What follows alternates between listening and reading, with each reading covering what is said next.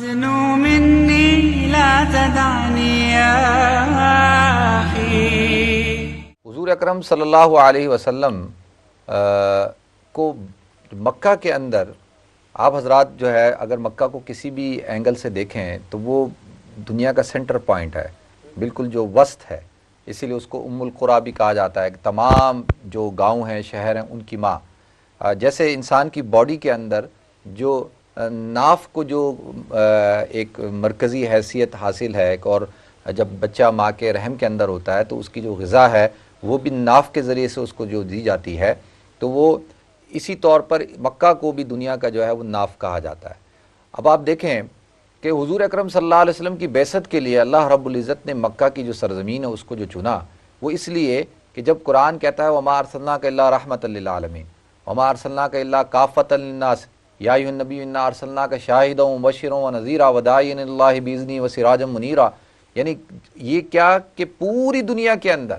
اب جہاں ہر سمت اور ہر جہت کے اندر جو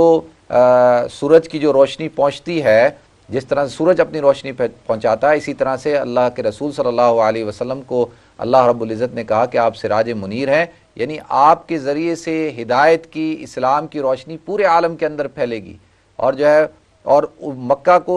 ایک وجہ، دوسری وجہ یہ تھی کہ جو مکہ کی جو سرزمین ہے اس سرزمین کے اندر اور اس کے سراؤنڈنگ ایریا کے اندر آپ دیکھیں کہ اس وقت کے جتنے بھی مذاہب کے ماننے والے لوگ تھے وہ سارے کے سارے وہاں پائے جاتے تھے، وہاں پر مشرکین بھی پائے جاتے تھے، وہاں پر صابی بھی پائے جاتے تھے، وہاں پر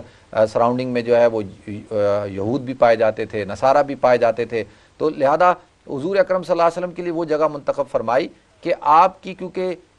نبوت جو ہے وہ عالمی ہے اور ہر علاقے، ہر شہر، ہر قوم اور ہر نسل کے لیے ہے، تو لہذا آپ کی دعوت بھی ایسے علاقے سے شروع ہو جہاں پر ہر مذہب کے ماننے والے اور ہر عقیدے کے لوگ جو ہے وہ موجود ہوں۔ تو لہذا حضور اکرم صلی اللہ علیہ وسلم نے وہاں سے جو ہے جو محنت شروع کی اور وہاں سے جو دعوت شروع کی، وہ پوری دنیا کے اندر حالانکہ اللہ کے رسول صلی اللہ علیہ وسلم جو ہے وہ کسی بھی سفر کے اندر سرزمین عرب سے باہر آپ نہیں گئے، اور آپ کی جو ہے وہ دعوت پوری دنیا کے اندر اللہ رب العزت نے پھیلا دی۔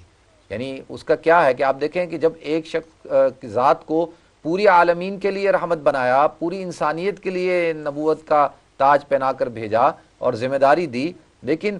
خود جو ہے حضور اکرم صلی اللہ علیہ وسلم کا کوئی بھی ایک سفر ہمیں ایسا نہیں ملتا جو سرزمین عرب سے باہر ہو، یعنی نبوت ملنے کے بعد، اور لیکن صحابہ کرام جو ہے وہ اس پیغام کو لے کر پوری دنیا کے اندر گئے۔ تو ناظرین یہ وجہ ہے اللہ کے رسول صلی اللہ علیہ وسلم کی مکہ کے اندر جو ہے وہ بعثت کی، اور یہی سبب بنا پوری دنیا کے اندر جو ہے وہ بیت اللہ اور مکہ کو جو ایک جو مرکزی حیثیت حاصل ہے، ایک تو بیت اللہ کی وجہ سے جو مکہ کے اندر جو ہے وہ اللہ رب العزت نے کعبہ شریف کو رکھا، جہاں میں اور آپ ہم سب رک کر کے نماز پڑھتے ہیں، جو تجلیات ربانی کا جو ہے مرکز ہے، اور اس کے ساتھ اللہ رب العزت نے حضور اکرم صلی اللہ علیہ وسلم کی بعثت کے لیے بھی اسی شہر کو چنا، اور کیونکہ وہ ہدی للعالمین ہے تو لہذا ہدایت کے لیے جس شخصیت کو اللہ رب العزت نے رہبر اور رہنما بنایا، ہادی بنایا، اس کے لیے بھی وہی مقام چنا کہ وہیں سے جو ہے پوری دنیا کے اندر وہ ہدایت کے فیصلوں کو پھیلائیں گے اور ہدایت کو عام کریں گے۔ ناظرین حضور اکرم صلی اللہ علیہ وسلم پیدا تو مکہ کے اندر ہوئے، لیکن آپ کی جو دنیا سے آپ پردہ فرما گئے اور آپ کی جو آخری آرام گاہ اور آپ کے روضہ کے لیے جو ہے اللہ رب العزت نے وہ مدینہ منورہ کو جو ہے وہ چنا، اور اس سے آپ اندازہ کریں کہ اس بات کی طرف اشارہ ہوا کہ ہماری عقیدتوں کا اور ہماری محبتوں کا اور ہماری چاہتوں کا، ہماری تمام کی تمام عشق کا، الفتوں کا جو قبلہ ہے وہ مدینہ منورہ ہے، اور ہماری عبادتوں کا اور ہمارے عقیدے کا جو قبلہ ہے وہ ہے بیت اللہ۔ تو اللہ رب العزت نے بیت اللہ والی ساری کی ساری برکات جو ہے، جو اللہ کے رسول نے فرمایا کہ جب مدینہ منورہ آپ تشریف لے گئے تو آپ نے دعا کی کہ اللہ مدینہ کو بھی اسی طرح سے مقام عطا فرما جو تو نے بیت اللہ کو عطا فرمایا، مکہ کو عطا فرمایا، تو لہذا اس کو بھی حرم کا درجہ دے دیا گیا۔ پھر اللہ کے رسول صلی اللہ علیہ وسلم نے دعا کی کہ اللہ اس کو تو نے ابراہیم کی دعا کے ذریعے سے جو ہے وہ ہر قسم کے پھل، فروٹ، ثمرات اور برکتیں عطا فرمائی، تو مدینہ کے اندر بھی جو ہے اس سے زیادہ جو ہے وہ برکتیں عطا فرما۔ تو اللہ رب العزت نے اس دعا کو بھی قبول فرمایا، اور مدینہ کے اندر بھی جو ہے وہ برکات اور ظاہری طور پر جو نعمتیں وہ بھی، اور باطنی نعمت کیا کہ جو ہے حضور اکرم صلی اللہ علیہ وسلم کی ذات اور ازواج مطہرات ساری کی ساری سوائے حضرت میمونہ جو مقام جو مکہ کے قریب ایک مقام ہے ادھر ادھر مدفون ہیں، اور حضرت خدیجۃ الکبریٰ جو جنت المعلیٰ کے اندر ہیں، باقی تمام کی تمام ازواج مطہرات جو ہیں وہ مدینہ منورہ کے اندر جنت البقیع کے اندر جو ہے وہ مدفون ہے، اور حضور کے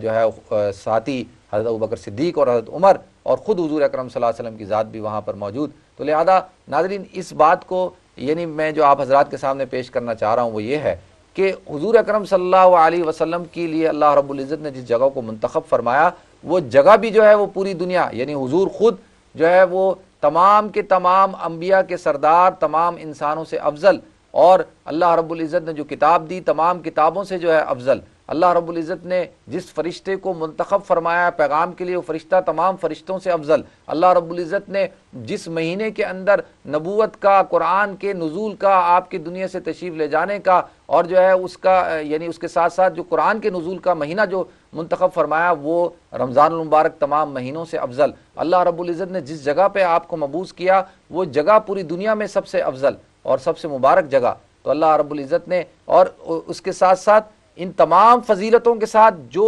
امت لگی، اور میں اور آپ بھی لگے تو ہم سب بھی جو ہے تمام امتوں سے جو ہے سب سے افضل امت جو ہے اس امت محمد صلی اللہ علیہ وسلم کو قرار دیا گیا۔ اور اس کی فضیلت آپ یہ دیکھیں کہ اللہ کے رسول صلی اللہ علیہ وسلم فرمایا انتم آخر الامہ لا امت بعدکم، کہ تم آخری امت ہو، تمہارے بعد کوئی اور امت نہیں ہوگی۔ لیکن